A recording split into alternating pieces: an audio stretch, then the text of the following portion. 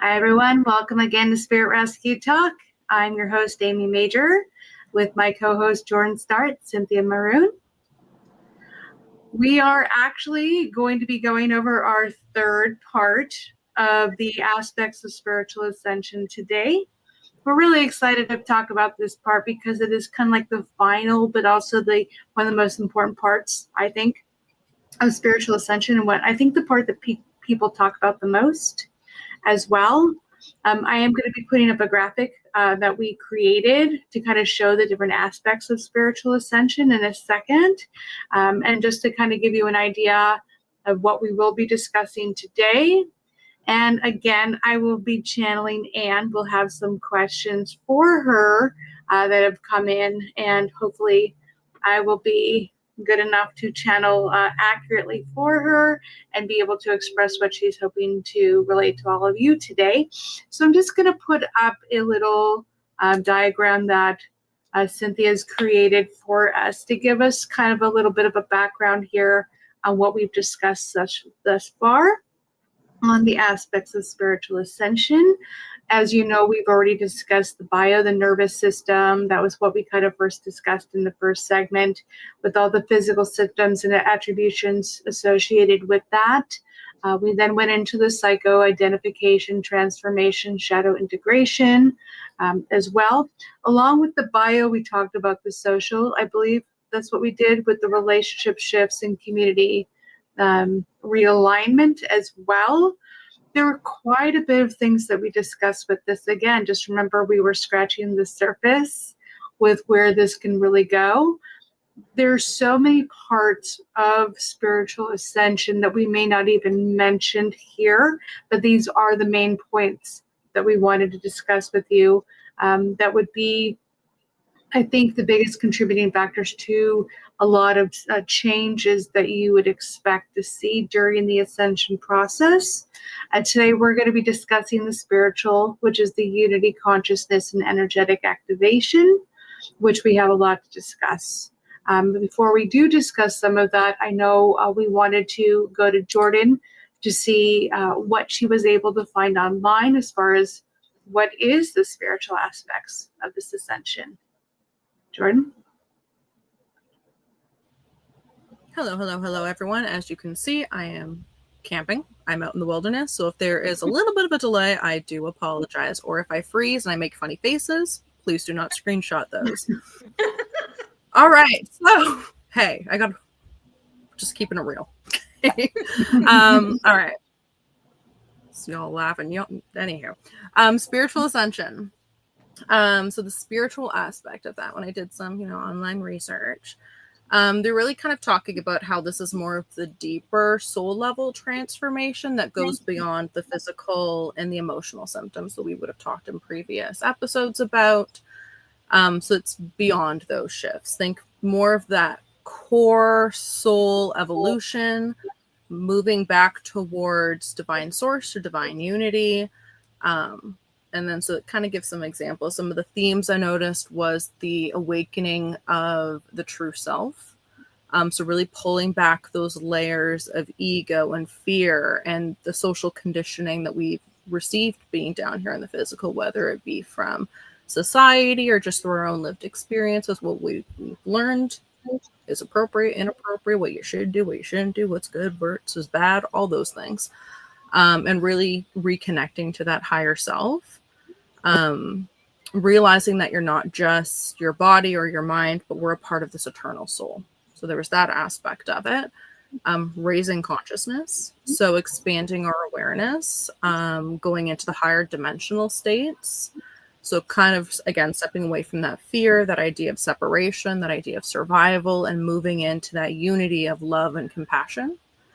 And really deepening the connection to spirits, whether that be feeling closer with source, God, divine source of light and love, whatever language you want to use. Also connecting with other energetic beings, whether they be deities, angels, ancestors, universal energy. There's so many different aspects of that interconnection can go.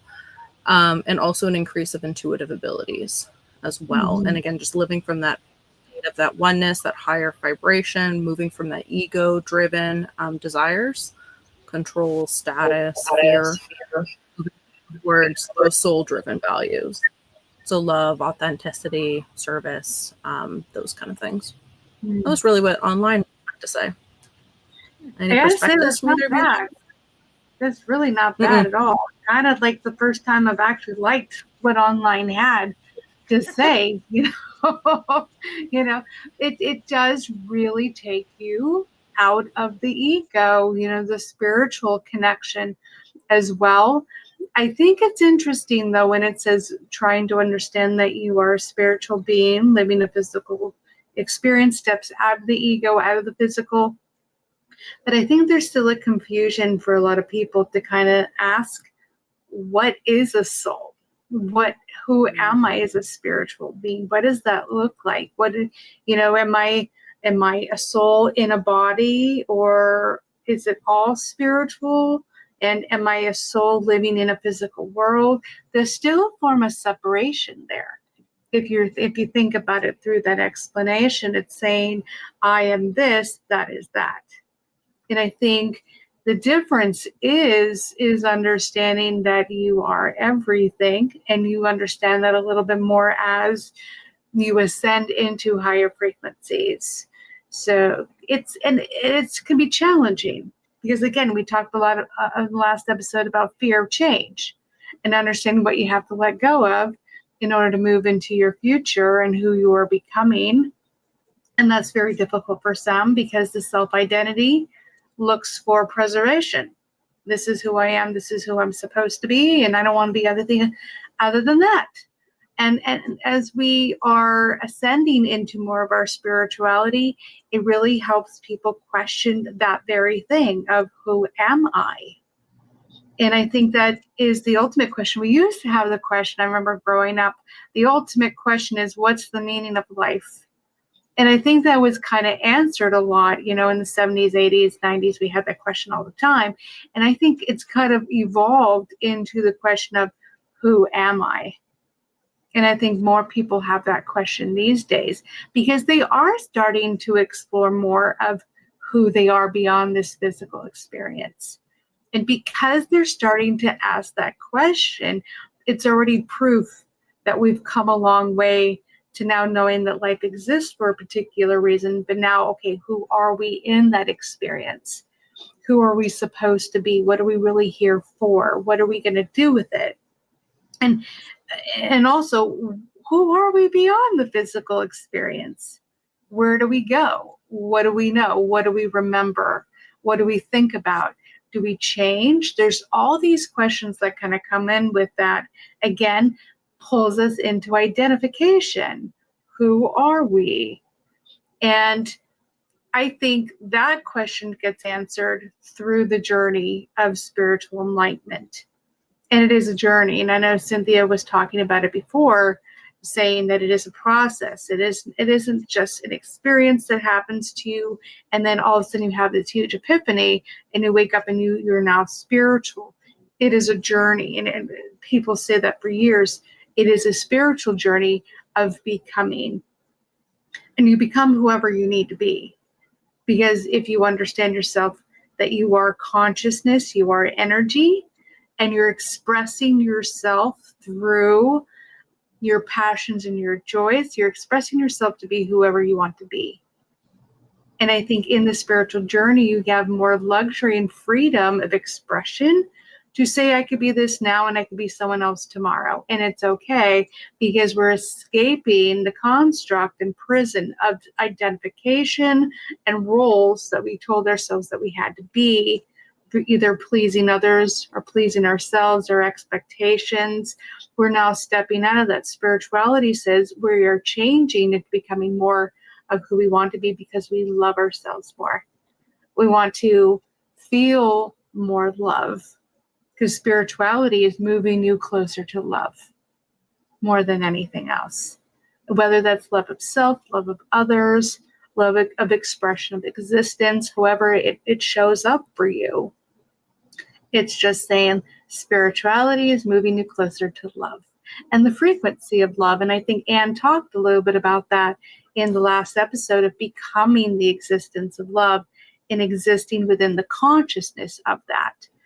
And when she said all you need is love, it means all you need is to be love. And whatever that means for you, but existing within that frequency. And so in this episode, we're going to talk a little bit more about what you can experience, what you can expect to kind of see happening to you during your ascension process, during your frequency adjustments, and your growth of self, your exploratory journey of unfolding who you are, which is a really exciting process to be in. Scary but exciting at the same time, because you're like, oh, what do I do with it? Who am I becoming? This is, I don't know. You know, think about what a 10-year-old and 15-year-old is thinking. The same thing. Because they don't know exactly who they are. They know who they want to be, but they're having to go through all these emotional and mental changes, and they're like stumbling upon themselves and going, oh, I'm really messing up. I really don't know what I'm supposed to be doing, but I have to be someone. I think the spiritual journey is equivalent to the same thing as adolescence, of trying to figure out who you are, because it is a process of just allowing you to become who you are through the natural process of ascension, opening up, connecting more, understanding more of love of self, self-acceptance, growth. All of this comes from the ascension process. So as you start stumbling, realizing that's also part of the journey as well.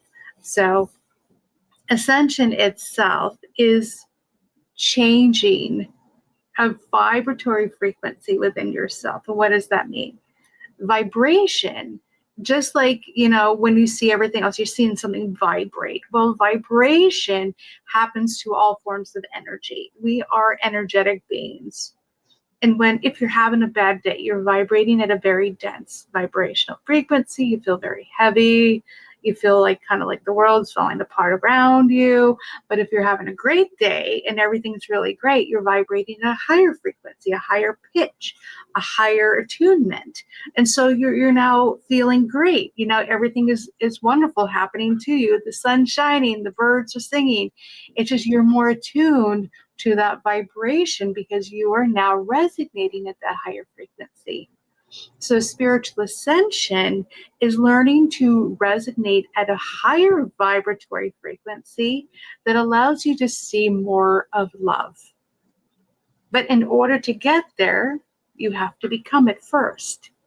And that's through various stages of development, releasing the old, healing the wounding, embracing more of your connectiveness to many people. It's series of stages of development and unfoldment for yourself. So we always say, take it easy, take it slow, and just kind of go with the current. See where it takes you. You know, allow yourself to just be one with your changing. Even the messy parts, even the parts where you just want to throw a pillow, on the bed and throw a blanket over your head and you're like, I'm done with this. I don't want to do this anymore. Believe it or not, that's also part of the journey. That feeling of frustration and anger, and that's all of your wounding coming out to the surface and saying, look, I'm still here. Let's do something about it.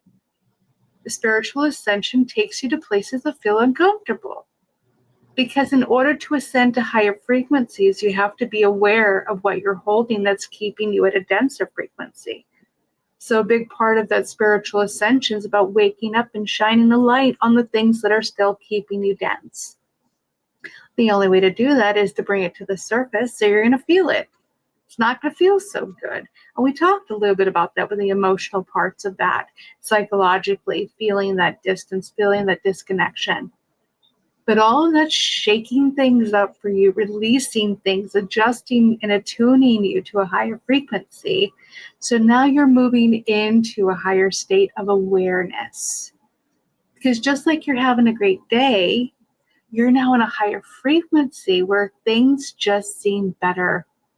Things seem brighter because it's lighter. There's brighter with lighter. Things seem more in control. You feel more at peace.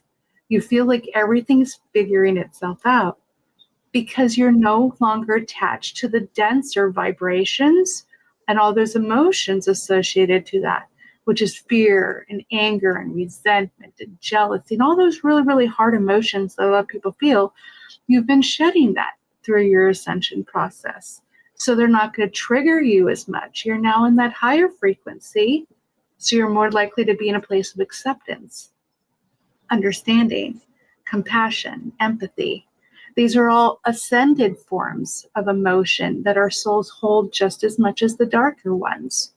So a big part of the ascension process is learning to let go of what doesn't feel good, what keeps you in a place of suffering, and attuning to a higher frequency that allows you to be more at peace with what is. And with peace comes a greater understanding of yourself, your connectedness to everybody else, and a bigger part of the picture of why we're really here, which is, again, the bigger picture of what's the meaning of life. Goes back to it. The meaning of life is whatever it is for you. Who you are is whoever you want to be. And the ascension process is unique to you in your own personal journey, and it could be anything. So that's my definition and my explanation of the ascension process on a spiritual journey. But I know we have lots of stories that we want to talk about as well, because everybody loves stories. We have our own personal experiences with our own ascension process. And I think Cynthia wanted to give a story as well. I do. Before I give the story, I want to talk a little bit about some of the things you said, because as you were talking about, the denser frequencies of certain feelings, right? Like anger, shame, guilt, fear, the heaviness of those, and then the frequency that those reside at versus the frequency of compassion, gratitude, love, and all of that joy. They're two different frequencies, right? So if you've ever been in this state and you have gotten to this state, there is an ascension happening in frequency. So it's kind of like these. So anybody watching that might be like, oh, I'm so far from spiritually ascending. It's like, well, I don't know. You've probably had a lot of experience in life kind of practicing these mini ascensions. And sometimes it's designed that way to get you to start calibrating and challenging your perception about what life is or why things happen, or stuff like that. When I talk about recovery, we have a whole group in treatment that we would dedicate to who am I, because you're going from one dense type of lifestyle there's a lot of fear, a lot of anger, a lot of feelings, maybe shame, embarrassment, guilt, all of this heaviness, stress, to this other state where you're trying to find the sense of feeling complete and connected without your substance. So it's like you are going through an ascension process. If you lose a loved one and you're grief stricken, that too, healing, finding a way to not forget, but to learn to live with that loss. There is an ascension process, and there may be a time where, you're sitting in memory of that person, and you don't notice things around you, and you don't notice the butterfly that comes by, you don't notice the wind, you don't notice, you're in your mind, you're in your grief. And then as you ascend through that pain with the right kind of supports, then all of a sudden you're sitting and you're thinking of that loved one, and you're like, you notice the butterfly and now you smile, right? It's a completely different reaction to life, the way it sits with you. And who was I when I went through that? What happened to me? How did I treat other people? How did I treat those closest to me when I was suffering? What does that say about who I am? There's so many perspectives and aspects during the process. So I was really thinking about all the normal, regular ways when we go through life, impacted by life, that kind of fall into this category of frequency and frequency shifts in ascension, energetic changes. But the story that I wanted to share is I was spending some time with some people very dear to me today, and we were just talking about our day. And I said, oh, I'm doing the podcast later with the girls. And they said, oh, what are you doing? I said, oh, we're talking about the spiritual aspect of ascension. And I said, let me read some stuff to you. Tell me what you think. I just wanted to pull them and see where their minds went. And as I kind of read through what the spiritual aspect of ascension, I said, where'd your mind go? And one of them said to me, you know, I don't really have a question or anything, but it brought me back to a memory of where I went through an experience and I very much deeply reflected on this idea of the interconnectedness of all of our lives here on earth, even with strangers. So, and I said, well, let's hear it, right? So the story was she had gone to Thailand in 2004. And while she was there on December 26th, there was a tsunami. And she was getting ready to go scuba diving that day. And it was with a bunch of people, some people she didn't know. They all just met up at a location, drove to the dock, got on the boat, went out into the water. And it was December 26th, and she's waiting, and everybody's meeting up at the car. And there were a couple of people that were running late. And they were waiting, and some of the people were getting frustrated and they felt disrespected by the tardiness of the other people. She's kind of a peacemaker. She's like, don't worry, we're all going to get there. You know, she's just trying to keep the vibes going, right? And they finally show up and they get to the boat and they get on the boat and they get out to the location where they're going to do this. And they're all putting on their scuba gear and getting ready. And some of the veteran instructors had kind of gone down a little bit. And there were other boats coming saying, don't get in, don't get in. And the instructors kind of just had their heads down or somewhat submerged and noticed there was no animals. The water was very turbulent. And they said, we don't think it's safe to go in. And they were kind of waiting it out a little bit. And that's when they saw the tsunami had actually, I believe, gone underneath them. It wasn't like the cap wave at this point. And they watched it reach the land. No. But they remained safe. But people who had gone out there previously to scuba dive had been caught up in the water, and some of them had lost their lives.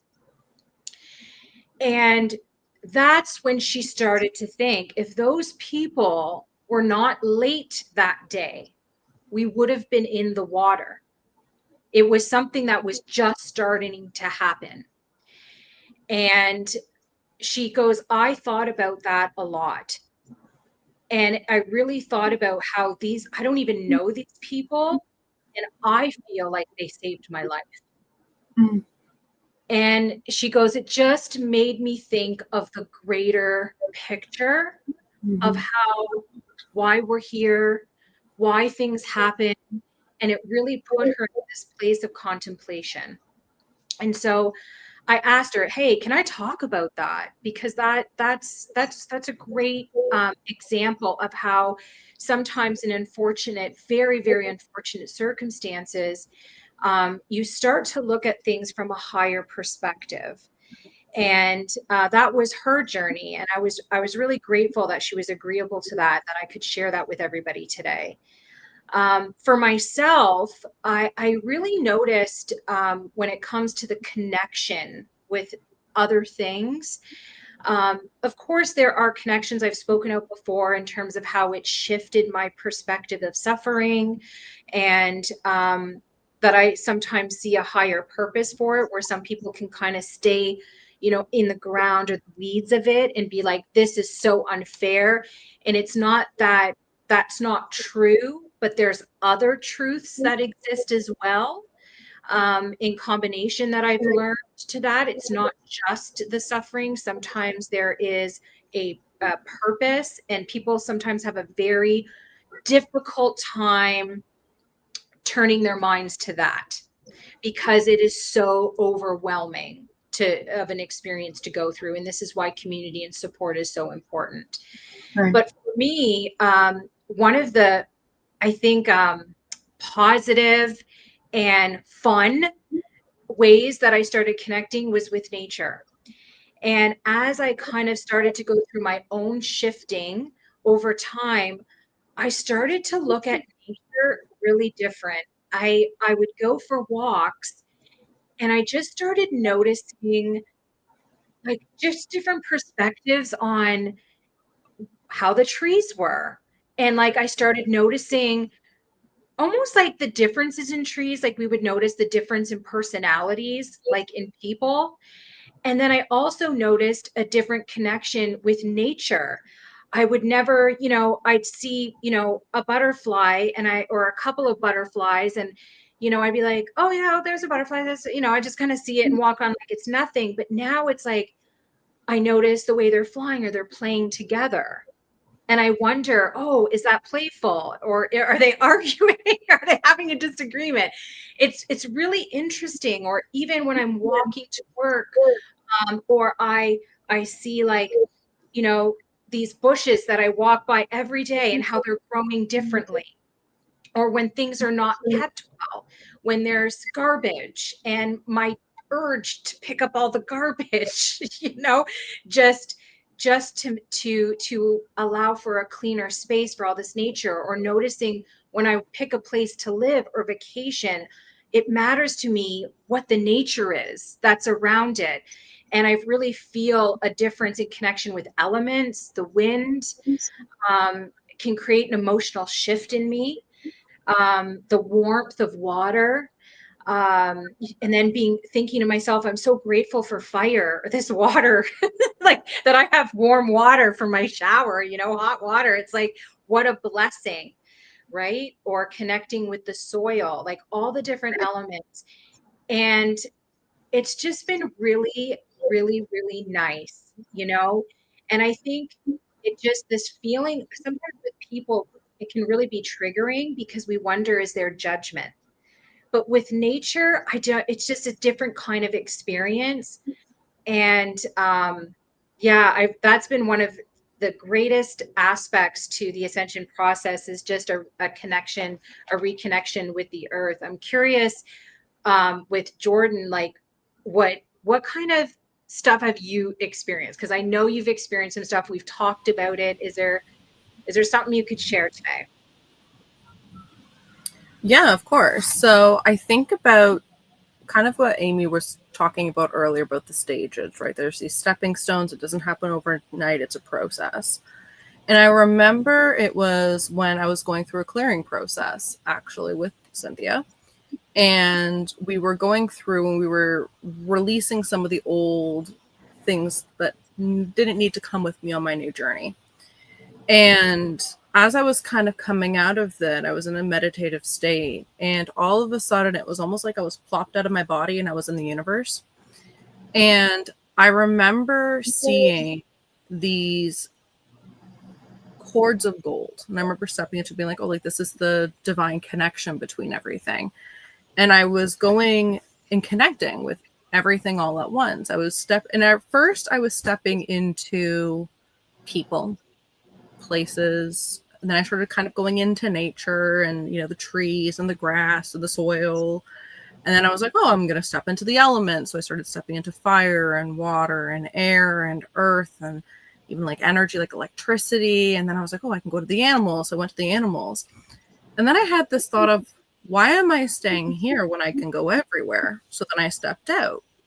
And now suddenly I'm on different planets and there's different energetic beings there and there's different life forms. And then I'm stepping into different connections of experiences. We talked about energy and how we're energetic beings and how our thoughts and emotion are also energetic. So I started stepping into that, into all these different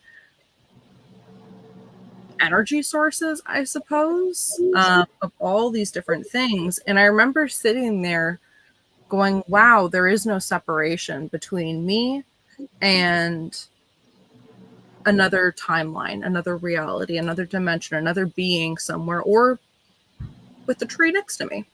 There's no separation whatsoever. We're all in this together and we're all the same. And it wasn't like I was myself. It was I was everything with them. And they were with me. And there was no separation between any of us. And I remember coming back in my body and looking at Cynthia going, holy moly, I just went on a journey. And I remember trying to explain it to her going, this is wild. But it was such a beautiful experience. And I remember actually feeling so, you would think that losing that connection with your own identity would be really scary. And it wasn't. I felt so at peace. I felt so at rest. I felt so safe. I felt so loved. I just felt good. There's no words to describe how I felt. Yeah. And I remember having a little bit of resistance of like, I don't want to come back in my body. I don't want to come back to just being me. I want to be everything. It just felt so good. And then coming back, I was like, oh, this feels icky. It feels different being down here. I don't like it as my team kind of came in and they're like, yeah, you got to go back. And I was like, can I feel like this all the time? And they're like, being in a physical body with the identity and the ego, you can visit. You can't live in it. They're like, when you die, you can do that. And I'm like, oh, because I really liked that feeling. It was great. So I was thinking about that as we were kind of talking about the experiences, but then I was also thinking about that energetic activation and the frequency shifts. And I remember, and I've been real transparent, I think we all have to a degree, about the journey and how you shift and you grow and you evolve and you let go of things, again, that weren't supporting the next phase of where you were going. Not that they were bad, it's just, it's no longer required in the next state of where you're going on your journey. And I'll never forget, there was a timeline shift that happened. And I remember prior to that feeling as if my existence was almost like sandpaper rubbing against one another. There was still movement happening, but there was tension. There was resistance. I didn't feel comfortable. And there wasn't anything necessarily happening in my life that made me feel like that. It was just my existence felt tense. I just didn't feel comfortable. And then all of a sudden, my team comes in and they're like, there's going to be a timeline shift and we'll see how you feel. And I had a lot of healing work done during that time. And all of a sudden, I almost felt like, well, before I felt like my just existence was sandpaper rubbing on one another, I now suddenly felt like I was in smooth waters on a stream, just floating. Like I was just like a leaf on a stream. I had no worries. I had no, like, things were happening in my life that would evoke prior an emotion, a more denser emotion, whether it be anxiety, fear, sadness, depression, you name it. And all of a sudden, I didn't feel that way anymore. I just felt good to go. Where before I would always feel like I needed to control everything. I needed more information. I needed to know what was coming next down the pipeline so I could get ahead of it, so I could protect myself from whatever was going to be coming. I suddenly didn't feel like that anymore. And I felt like I'm just good with wherever I go. Like my existence just felt smoother. And it just reminded me of when Amy was speaking earlier about how we can align ourselves to different realities. And I feel like I kind of did that in this instance, where because I had, again, purged the things that I no longer needed and recalibrated into newer aspects of myself that I needed, I was able to step into this new reality. And things didn't, and it's not that suddenly people that were in my life suddenly disappeared and, you know, everything was all different. It wasn't like that, but I noticed, again, how I felt in my life was very different, but also instances and moments would happen where I just responded very differently. And I didn't have to think about it. It was just my existence in that moment. I didn't have to process it in any way. It was just, this is just how it is. And that felt as if I was like that forever, when consciously I know that wasn't how I was like prior. And yeah, there was memories that would come up that people would acknowledge. I'm like, I have no memory recollection of that, but I digress. It was just the feeling more than anything that I found so different, and just how I was able to relate to people and, again, understand experiences, again, feeling connected with the nature. If I see a piece of garbage on the ground, I have to go pick it up. Like, I feel like a moral, ethical responsibility of like, I need to clean it and keep nature in a good place. And it's just about creating a safe space and a curated place, I think, of love and protection and safety for everything around me, whether it be in a physical body or whether it be the tree or the soil or the wind. Like, it's just creating that sense of, I don't know, this community, I suppose, of love with everything. So I think that's kind of shifted, and just that understanding has shifted how I operate and understand everything, whether it be in my physical 3D stuff or whether it be more of the spiritual aspects. Everything has shifted with that. But it feels good. Despite the stepping stones being rough and continuing to be rough, because we're all works in progress on this ascension journey. We are. Wonderful stories. They are. How about you, Amy? Too many. Your experience?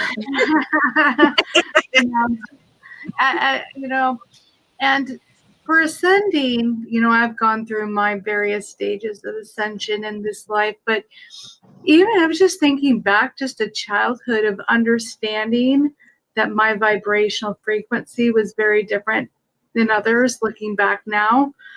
Just for example, 8 or 9 years old and walking with a group of friends and feeling their anger and their frustration and they're knocking over trash cans and, throwing rocks in windows.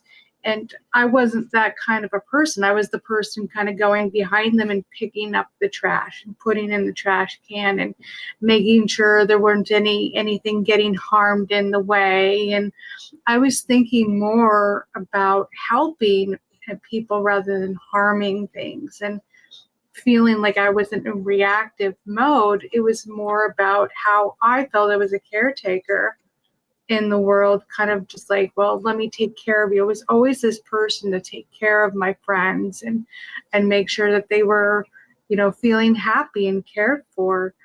And looking back now, recognizing my frequency was different than theirs, even from a very early age. But I think the biggest adjustment happened to me. Like I said, I've told my story about my higher self moving into my body for a good 6-week process and having that huge experience with me.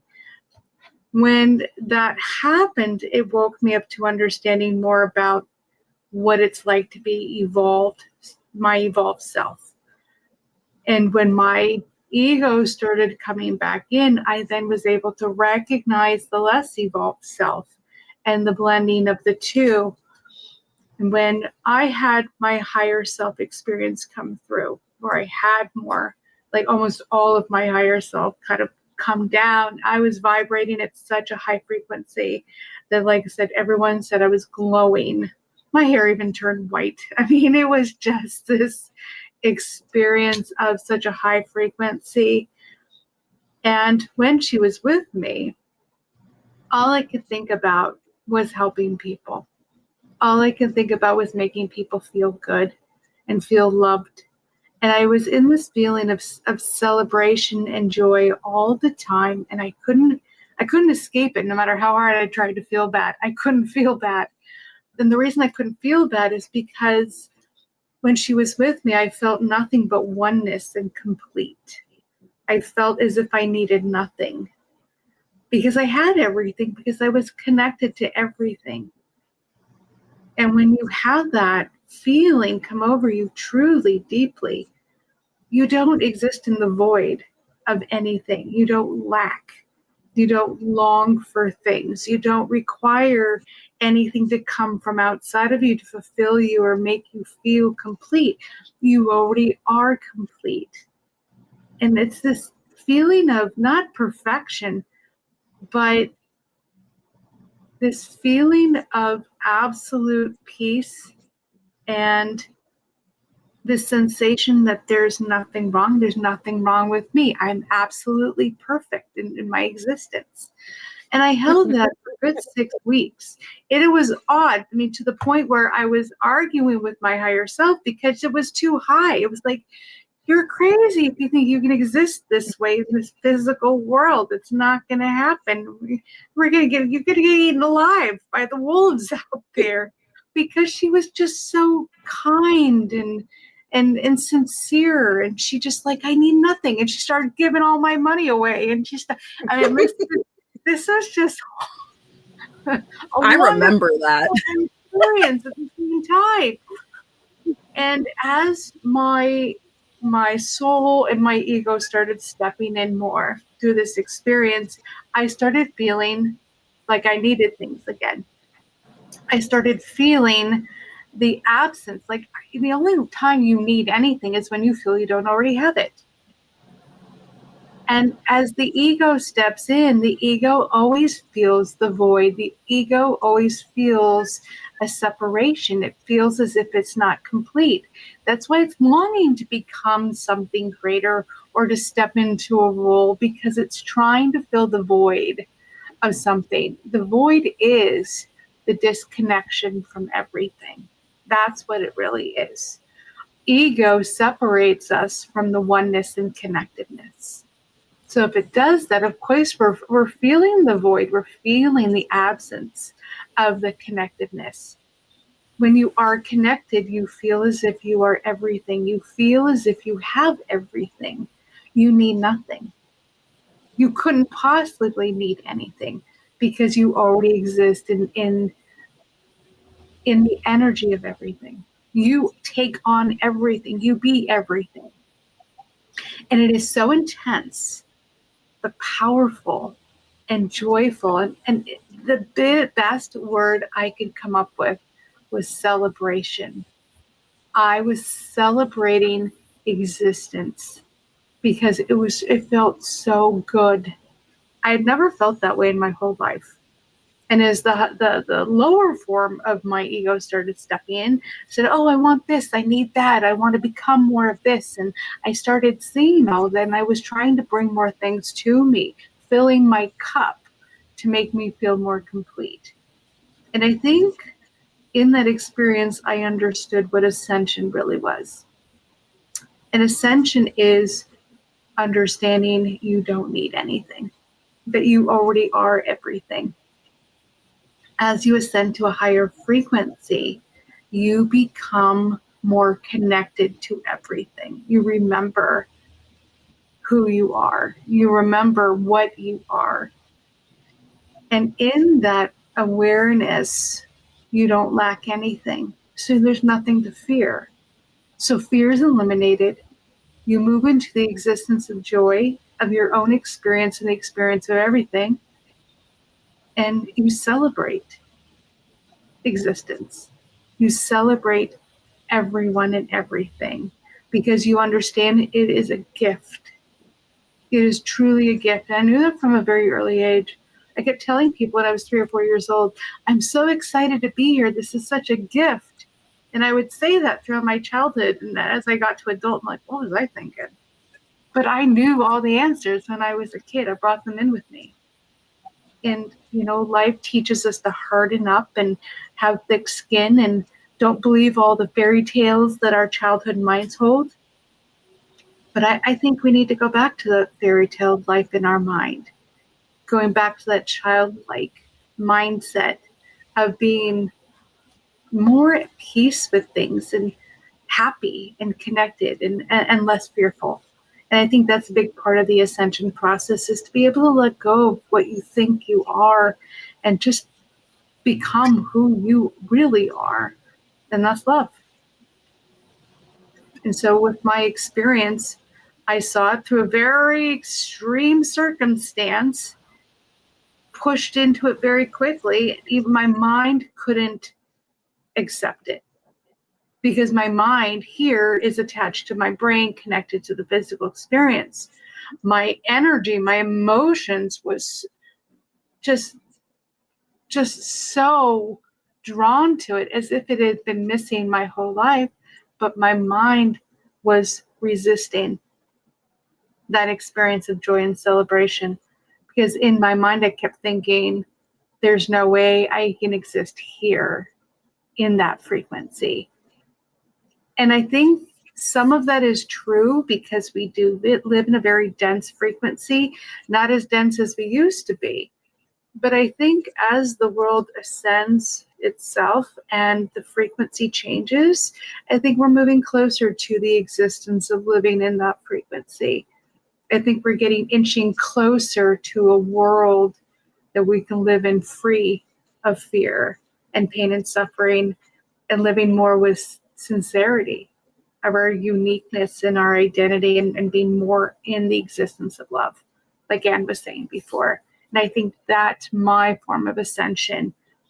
You connectedness, yes, but you connect because you're no longer separate from it. And I was talking to Jordan about this before. There are certain levels of awareness of ascension.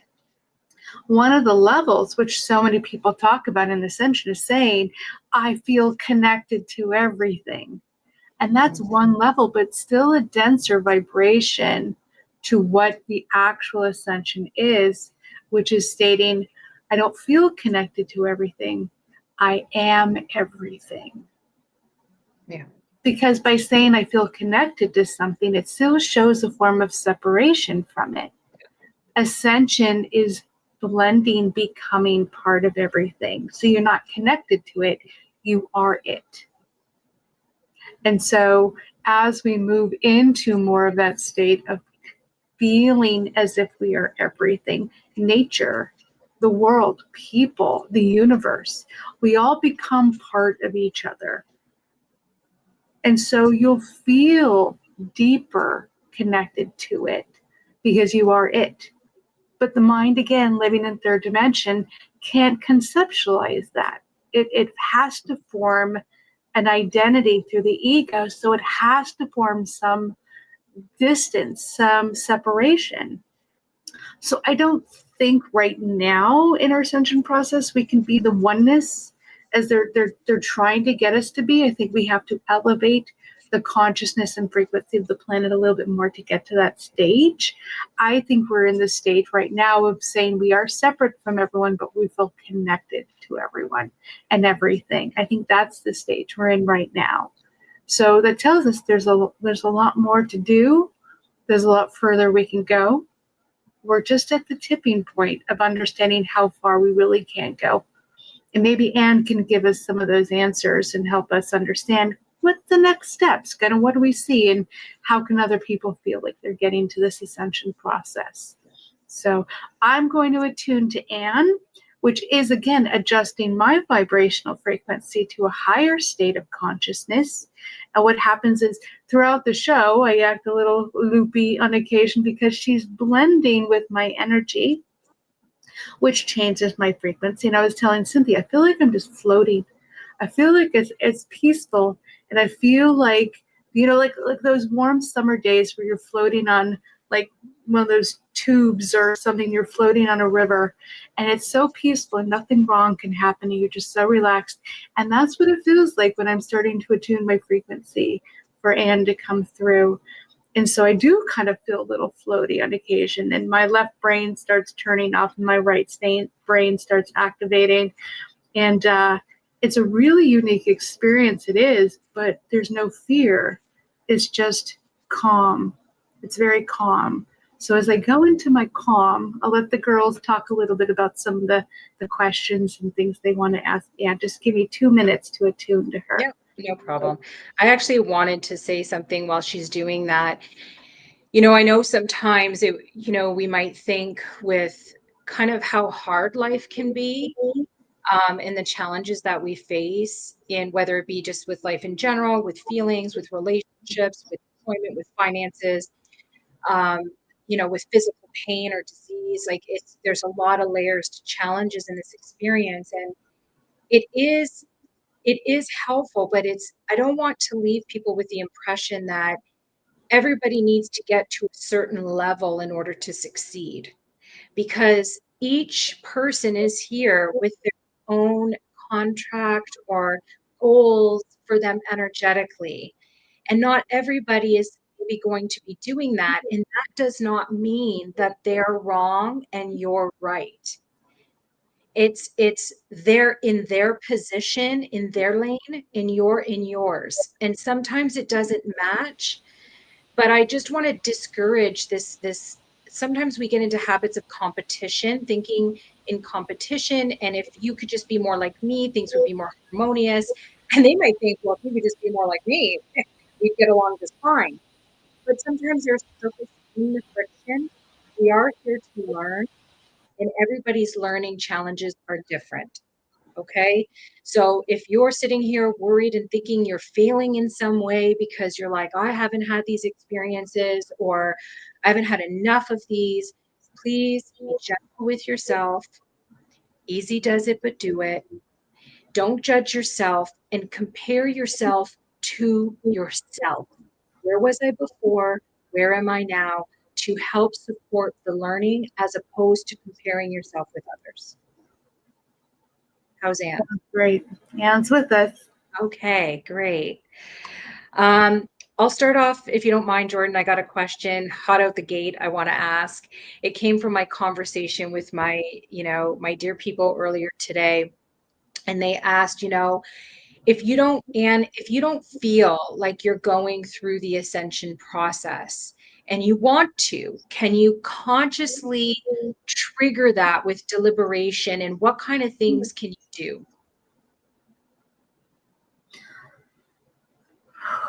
So the first thought that came to me when you asked that is everyone's going through the ascension process right now, even if they're unaware that they're doing that. In various stages of frequency adjustments, everyone's changing and evolving in their own unique way. So she wants people to think less about worry or stress, or to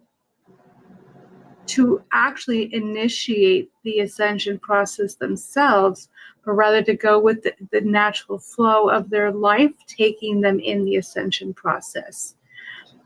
Their guides are creating synchronistic events around them, bringing people to them, putting them at the right place, that is literally almost doing it for them. Everything's been taken care of. Everything is aligned perfectly on the other side. The only thing anyone needs to do is to be accepting of the flow, accepting of the synchronicities that come to them. We can still resist and block it, but your guides will be in an ultimate and continual journey of bringing ascended tools to you to put you in a more ascended path. They will give you every opportunity possible. So you don't have to think, you don't have to worry, you don't have to do much other than to be in a place of acceptance. And as you do accept it, ride the wave and enjoy the journey. She said, enjoy the journey, because you never know where it's going to lead you. Your guides don't always know where it's going to lead you. And part of it is their enjoyment watching you go through the journey and seeing the evolution of your soul.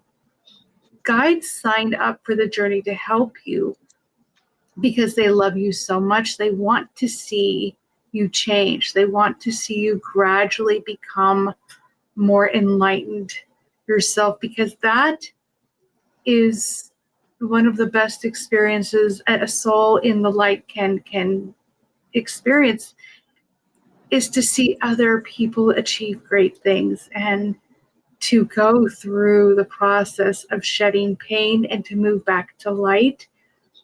She's saying it is unique to our experience, and we have a huge following in the light. We have so many people viewing and watching this and celebrating right with us every unique experience we have. So she doesn't want anyone to think that they have to do something or be something. They just have to open their heart and accept what comes to them. And as long as it guides them internally, a pull sensation, a passion, a desire, it's moving them in the right direction, because any stress or worry pulls you out of the experience.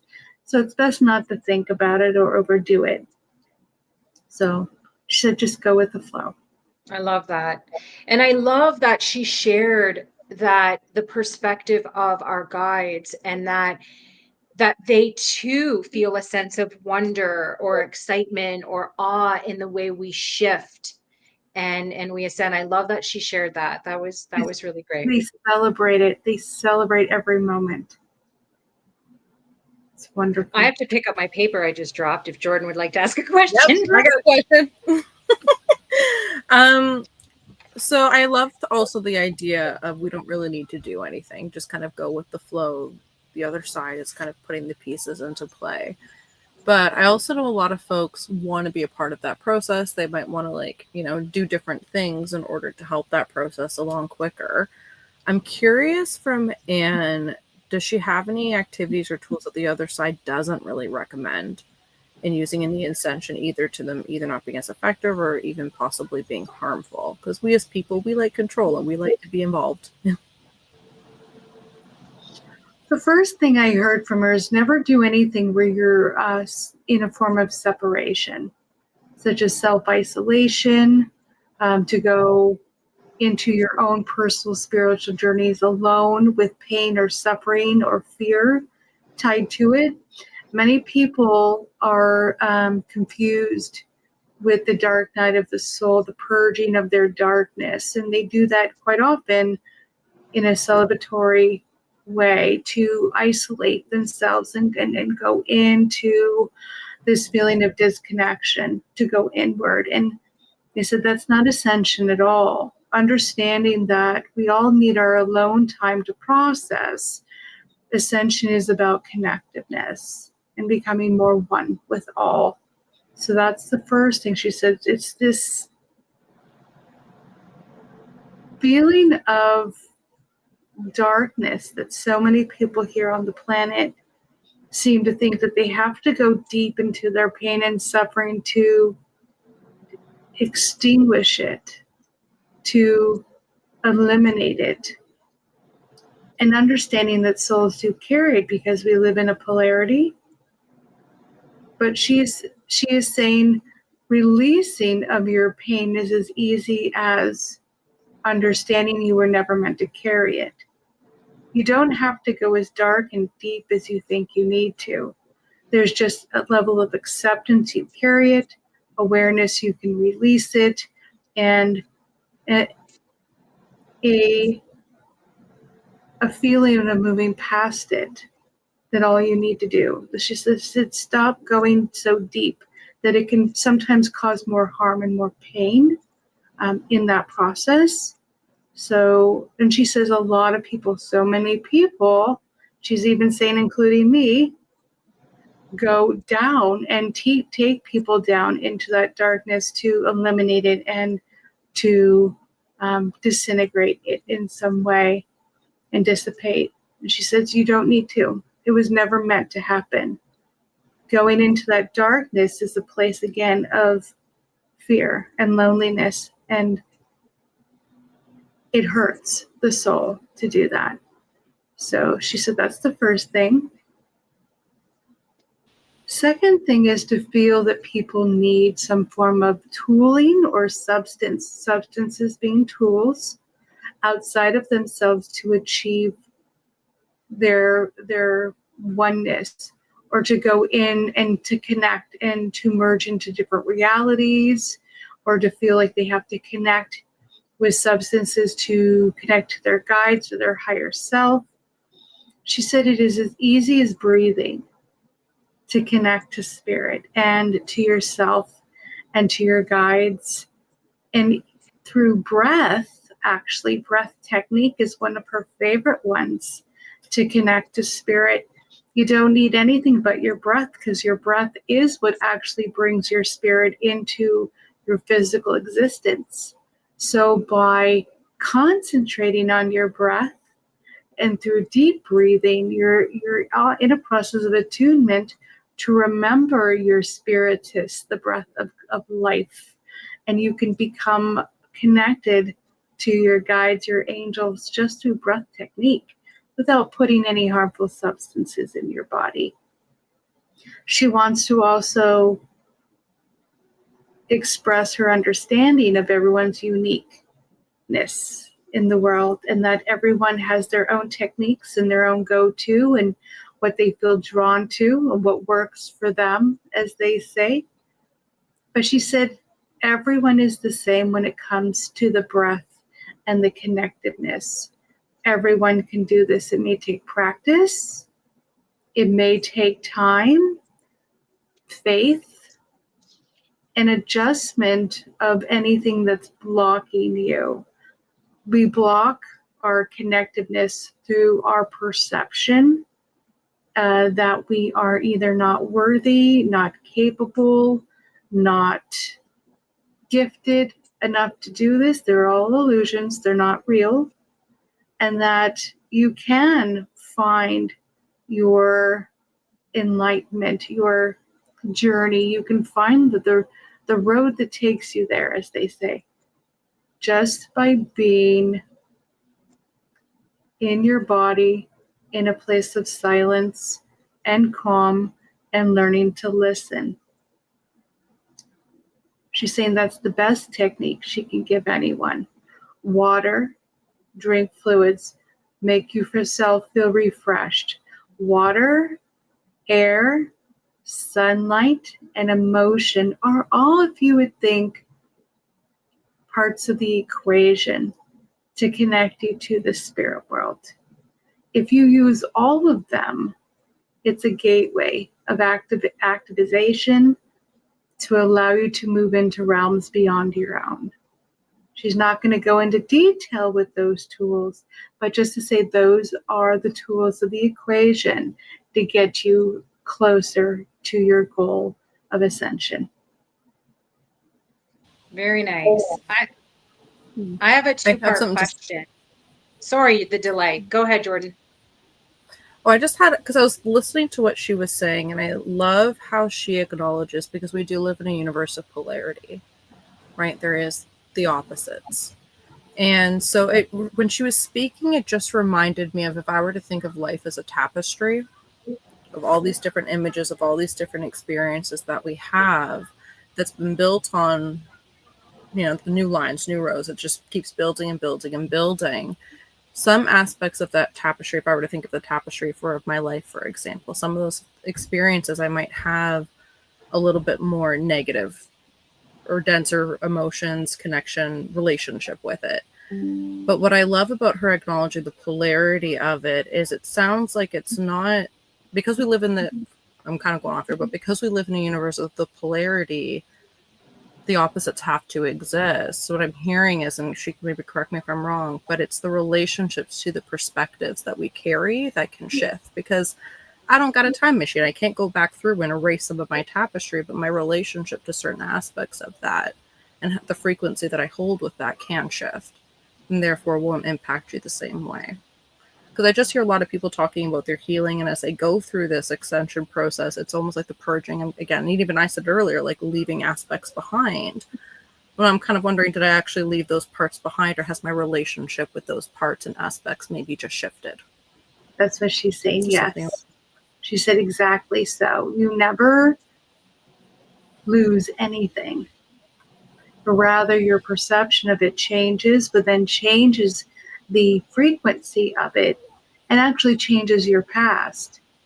It doesn't exist the same way anymore, because now that you see it differently, every part of it is seen differently and affects you differently going forward. So they're not actually eliminated, but changed. The dissipating of the denser energy, moving and merging more to higher frequency.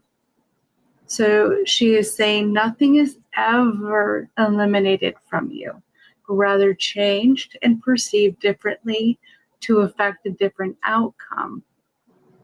And then she said it's okay to go back and forth and change. It's the process of testing things out to see how your perception is changing. And she's showing me the circle, where you're coming back to things over and over again. Don't be afraid to readdress things and to go back to it, feel it out, sense it, see it differently through your new perception, your ascended, your higher form perception. And then be free of any attachment to it, because so many people feel attached to their old emotions and their own old perceptions, that they're not able to recognize the new perception and to replace and substitute the old one. We feel anchored to our past, whereas the past doesn't exist. It never did. It's the illusion that the past existed through an experience the soul went through. The only thing that exists is now. and this moment now and the way you see it now. So we invite everyone to release their attachments, their cords, as you call them, to your past, because they're cords to things that don't exist any longer. You are not that person. You hold memory of experiences that are continuations of the now. You cannot exist in the past, nor does it ever exist ever again. So there is no reason to look back in your past, only to look in the now and keep walking forward. So I was just thinking, she's, Anne and, Jordan and us on the show, we're talking a lot about this word frequency. And so I have a two-part question for her. One is, could she give us her perspective on what frequency has to do with spiritual ascension? And what are part two is, what symptoms or sensations might we experience when our frequency is shifting? Frequency is a vibratory form of unit of measure that explains how fast something is moving or expressing itself. Vibration and frequency is mostly tied to third dimension. We have certain frequencies, as you would call it, but we don't call it frequency in the astral plane. Frequency is an element of physical reality. So many of you need to attune your vibratory frequency to adjust beyond your physical reality. But we see it as just the oneness. You see it as a higher state of being. Things that you can do: meditation, breathing, as I stated, becoming one with all, feeling connected to nature. All of these things that we ask you to do, you're already going to feel compelled to do. Because as your frequency, as you call it, changes and adjusts, you feel more connected to doing new things. Your frequency will now match new higher states of frequency in your world. And you'll feel more focused and want to move closer to that thing. So it will happen naturally. Again, gradually. There isn't much you need to do. You just need to attune to acceptance of what now you are attracting into your life. Tools aren't needed. Anything outside of you isn't needed.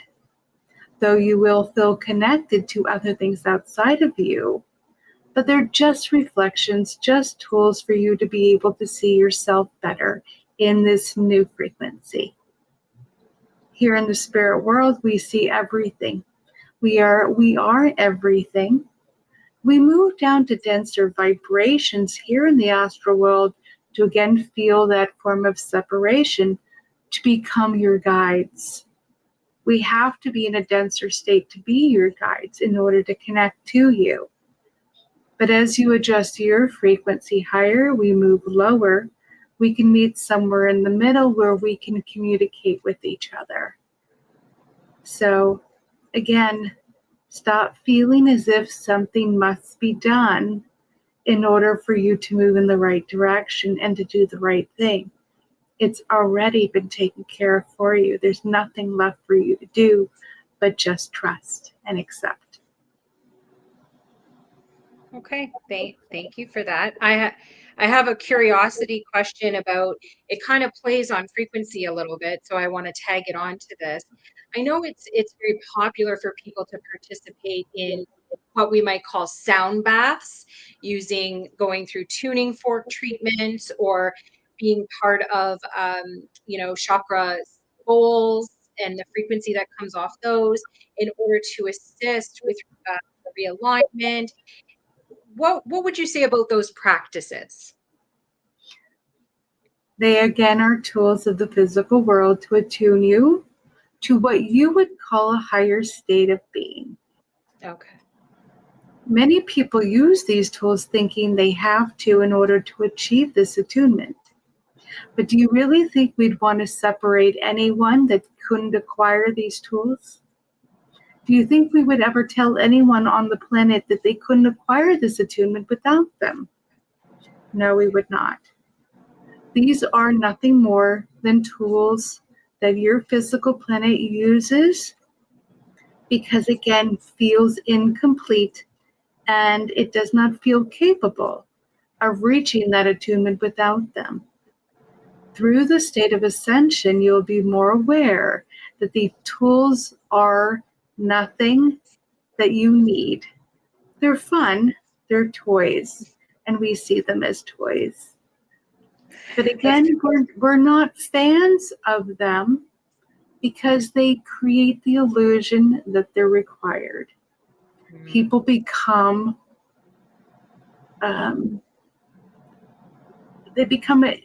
in this state of thinking they can't do it without them. They become naturally graduated to it. They become attuned with it.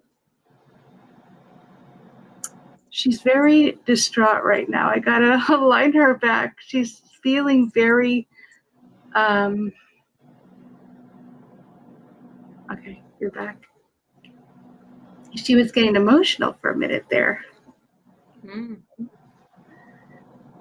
Her heart hurts when she sees that people feel incapable. And what would be considered tools of enlightenment or tools of disempowerment to her. Wow. And she doesn't want anyone to feel that they are required. Wow. They are not. And if anything, do not use them because you will not be able to trust in your own ability to reach those states by yourself. And that's all she wants to say about that. Okay. Sorry, she got very emotional for a minute there. Right. I understand what she was saying with that. Yeah. I find that really interesting. Do you have any other questions, Jordan? You do? Okay. Yeah, and I mean, I can kind of see their perspective of almost like the idea of putting ourselves into a box and then to continue to work through that. It just, when we become reliant on something or limits ourselves, it's just another hurdle that we have to overcome. That's what versus if we were just to trust ourselves. I couldn't find the words, but that's exactly what she was trying to express. Yeah. So my final question for Anne is, understanding that, we've talked a little bit on the show about the ego, right? And how it isn't bad per se. It's a natural aspect of us being here in the 3D, right? And at the same time, we know our ego oftentimes can be tied to the wounding based on the experiences that we've had in the 3D, whether it's feeling like we're surrounded by suffering or that, bad things just keep happening to us. And yet we're supposed to slowly move into this connection of being connected with everything and this oneness.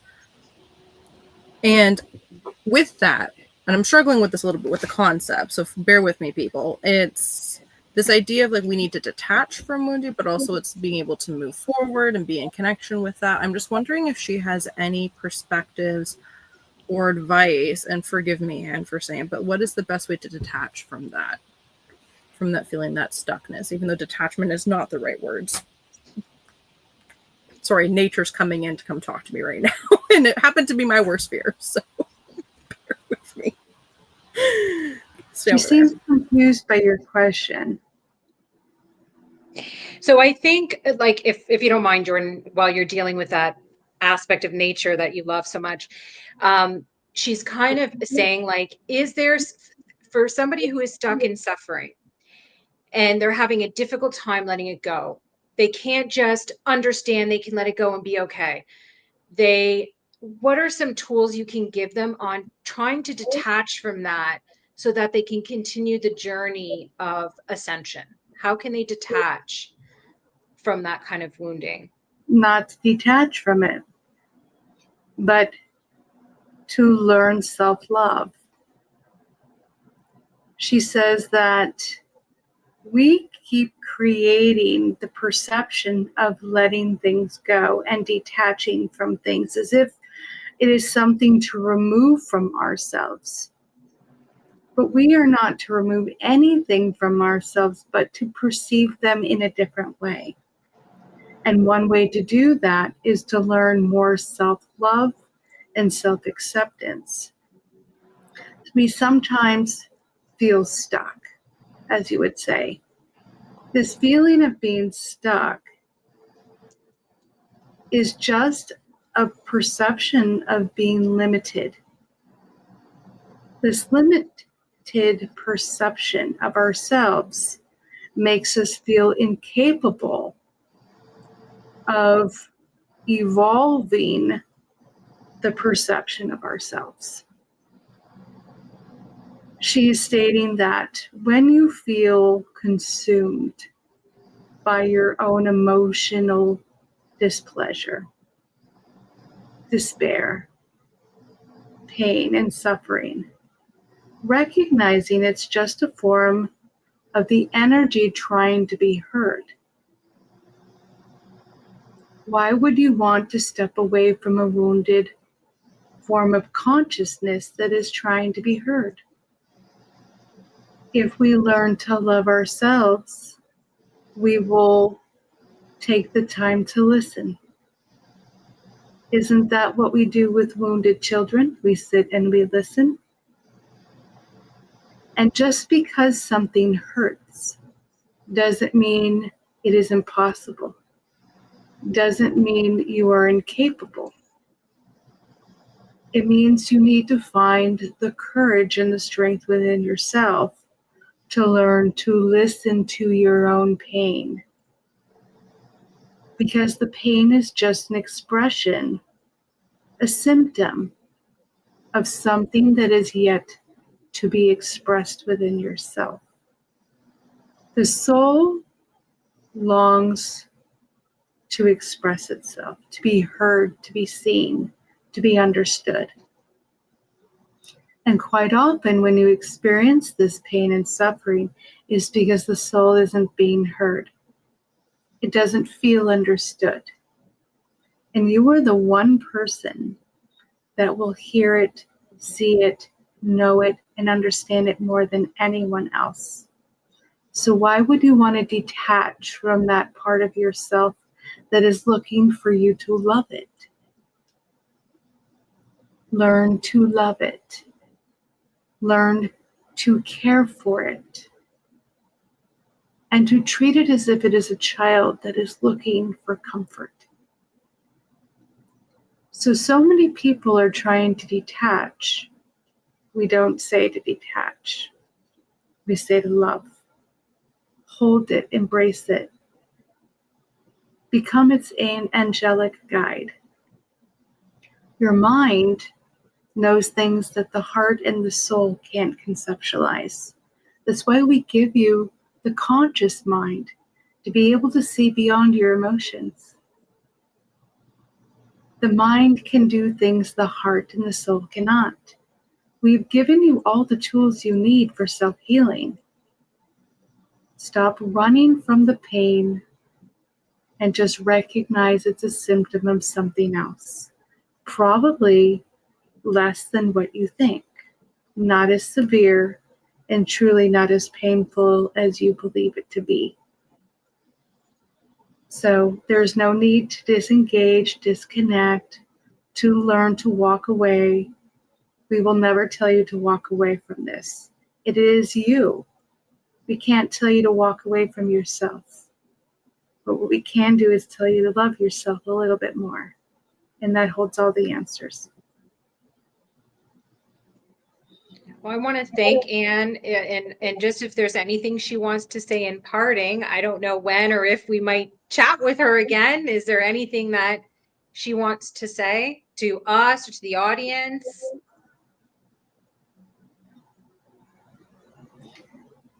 The world is one big reflection of the greater consciousness. And you are more of a master manifester than you think. Your thoughts, your words, your emotions, your expression, and your projection of your own consciousness are constantly creating the world in which you live in. Stop thinking the world is happening to you and start believing the world is a reflection of yourself. And a lot of people will have a hard time with that because they think I'm good and the world is bad. But the world is an expression of the greater collective. And when the greater collective consciousness is feeling bad, then the world itself will seem bad. Each and every one of you is learning how to heal yourself. But what you're essentially doing is learning how to heal everyone through your own personal healing. You're all angels walking a human experience. You are more capable than you know. Start believing that you are creating the world exactly through the perception of the consciousness.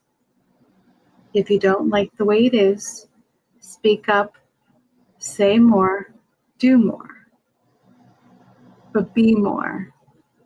Be the example. And lastly, when you feel that all you're doing is good, yet you are judging those around you, then what you are doing is essentially saying that everyone is bad. We don't want anyone to feel greater than or less than anyone else. You are all in this together. You are all one. So when you judge another, you are essentially judging yourself, because they are only showing you a part of yourself that you have yet to recognize, to see, or you are disconnecting yourself from.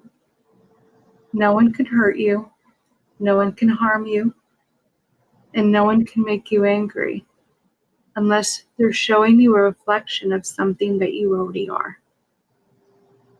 So judge less, but the only way you can do that is to not judge yourself. Everyone is a mirror. When I say everyone, I mean everyone is a mirror. If someone is around you that is making you angry or upset, then they're just showing you what you're already holding. It's hard to understand this, but as you ascend more, you will gain more concepts and awareness of this pattern. Ascension is unique to everyone, and it is a wonderful journey of self-exploration.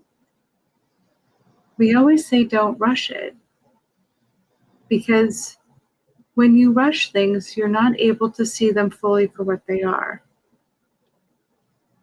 Look deeper, look longer, and feel it for what it truly is.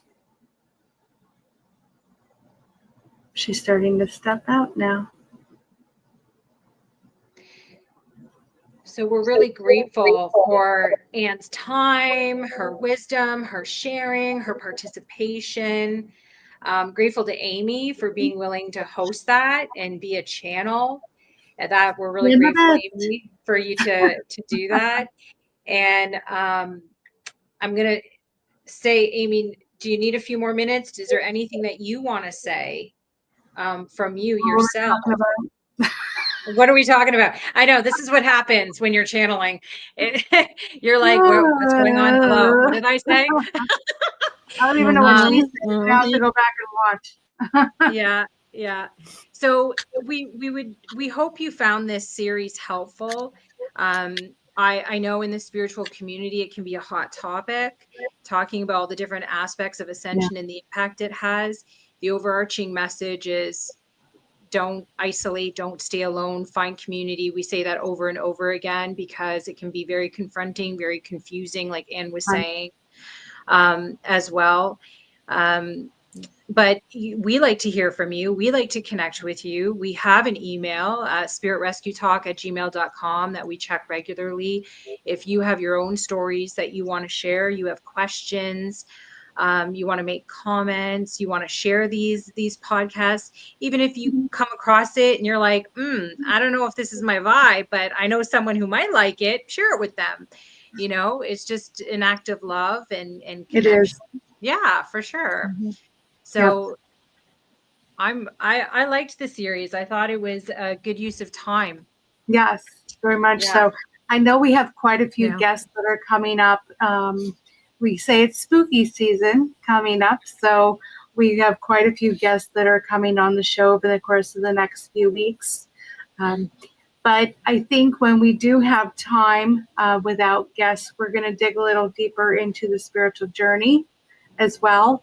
And I guess this is Spirit Rescue Talk, so we have to talk a little spooky, scary on occasion. I'm sure Jordan doesn't mind. So again, there you go. I think it's really interesting as Anne comes in, seeing her perception of things from the spirit world, and that our awareness of things are so different than the way they see it in the spirit world.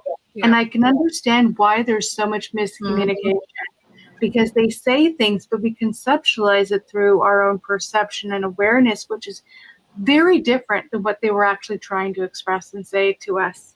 So it's very interesting as Anne comes through and she says things.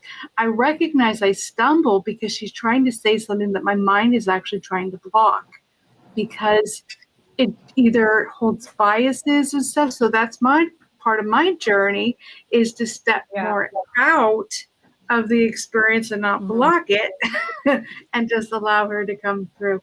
I might have to do that going forward with my eyes closed and kind of just a little bit more stepping out of my consciousness and my body to allow her to step in a little bit more. But again, just like the spiritual journey, what I'm doing is trial and error. You just kind of have to wing it and go with it and kind of see where it leads and lands. And somewhere along the way, it gets really good. So that's where you get to celebrate it. So. And I was also thinking of what you just acknowledged there, Amy, about how like sometimes they see things from such a different vantage point than we do down here, and not to, continue to reiterate the same message, but that's one of the reasons why community is so important. Because I, let's speak for myself, sometimes I don't quite agree with their perspective sometimes, and to have people around me that I can talk to about it and be real with and have camaraderie, support, and give new perspectives and new understandings that, don't get me wrong, I tell Amy and Cynthia all the time, like, you guys are like guides on my team, because my guides will try to give me a message and I just can't get it. I'm like, nope. But it's through these two lovely ladies where I'm like, okay, I can kind of see that perspective a little bit, because sometimes we're just so disconnected. So community, again, is just so important. It is. I mean, think about it. It's like the spirit world is like a feather, and they're floating, and they're living in existence with the perception of being a feather. We're like a rock on the ground, and we're in the gravel, and we're heavy, and we're like getting rained on and snowed on and peed on or something, or like, oh, this is horrible. Oh, that's the truth. Like, everything's fine, everything's great. Well, it's hard down there, but sometimes we feel that way. It's like we're a rock. Yeah. They're like, be light. We're like, right. Okay. Right. But we do our best, and that's all we can do down here is to do our light best. As a feather. They love us, and they just like pat us on the head and say it's okay. So, again, thank you so much for joining us again on Spirit Rescue Talk, and we look forward to seeing you guys again next time.